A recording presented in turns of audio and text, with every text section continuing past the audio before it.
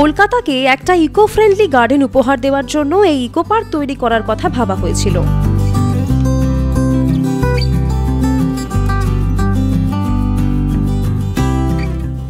দু সালে এই পার্কের ভিত্তিপ্রস্তর স্থাপন করা হয়েছিল।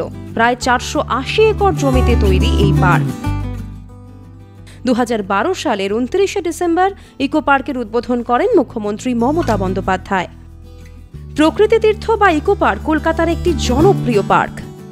প্রতিদিন হাজার হাজার মানুষ এখানে আসেন প্রিয়জনেদের নিয়ে।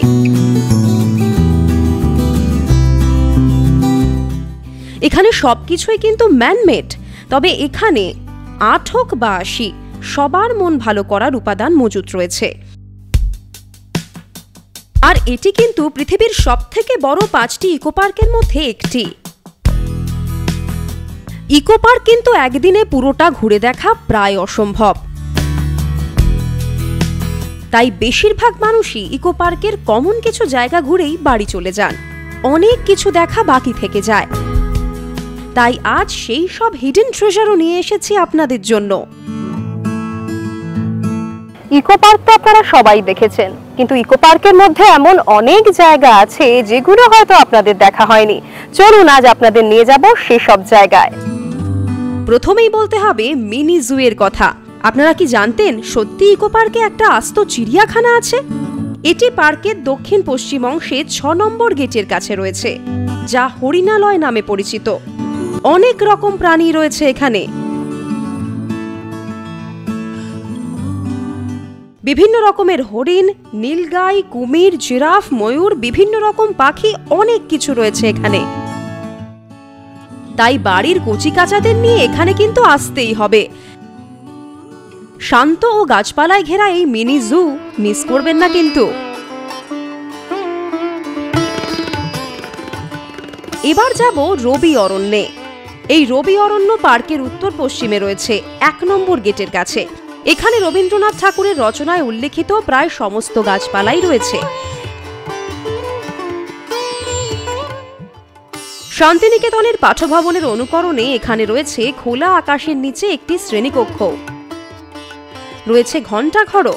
রবীন্দ্রনাথ ঠাকুরের গীতাঞ্জলি পাথরের ভাস্কর্যের আকারে এখানে জায়গা করে নিয়েছে।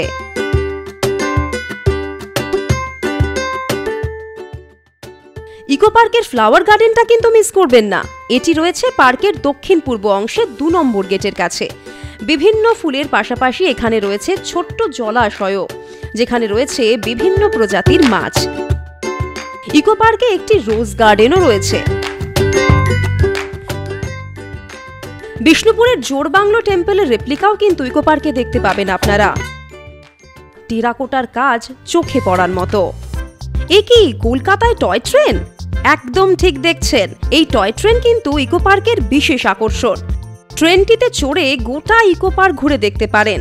বেলা 12টা থেকে সন্ধে 7:30 পর্যন্ত চলে এই টয় ট্রেন। ভাড়া নন এসি 150 টাকা আর এসি 250 টাকা। তবে 6:30টায় কিন্তু টিকিট কাউন্টার বন্ধ হয়ে যায়। 2 নম্বর গেটের কাছেই রয়েছে এই টিকিট কাউন্টার। এখানে এসে কিন্তু বোটে করেও ঘুরতে পারেন। বোট পরিষেবা ইকো পার্কের 2 নম্বর গেটের কাছে। এই সার্ভিসও সকাল 12টা থেকে বিকেল 7:30 পর্যন্ত।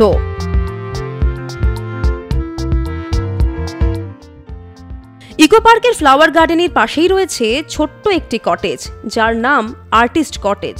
শিল্পী কবিদের অনুপ্রেরণা দেওয়ার জন্যই তৈরি এই আর্টিস্ট কটেজ। আপনারাও কিন্তু ঘুরে দেখতে পারেন ফুল আর গাছপালার মাঝে শান্ত পরিবেশের এই কটেজটি। বাংলার গ্রাম হলো ইকো পার্কের একটি গ্রামীণ পুনর্নির্মাণ। এটি রয়েছে পার্কের দক্ষিণ পূর্ব দিকে 2 এবং 3 নম্বর গেটের মাঝামাঝি জায়গায়। এখানে দেখতে পাবেন ঐতিহ্যবাহী বাংলার ঘরবাড়ি, রাস্তা, বাজার। রয়েছে একটি মাঠ, স্কুল, চা বাগানও।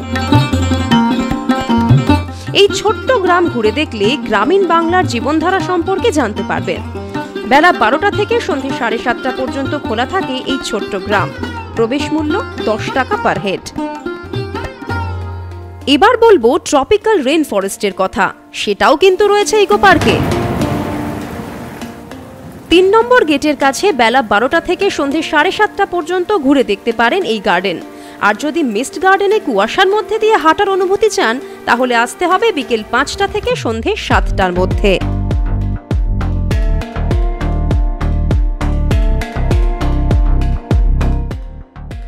এখানে রয়েছে দারুণ সুন্দর বাটারফ্লাই গার্ডেনও।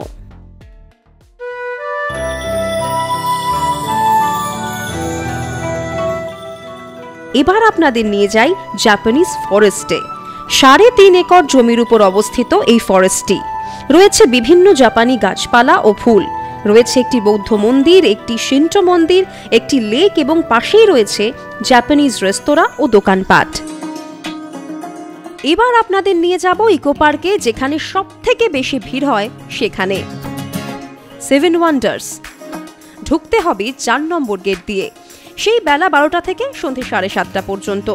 এখানে বিশ্বের 7টি আশ্চর্যের মিনি ভাস্কর্য রয়েছে।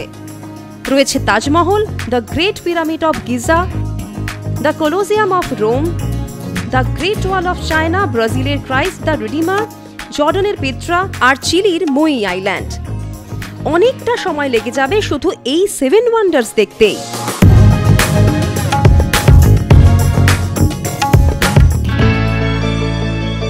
সারাদিনের জন্য ইকো পার্কে যাওয়ার আগে জেনে নিন কি কি ফেসিলিটি রয়েছে এখানে আপনাদের জন্য।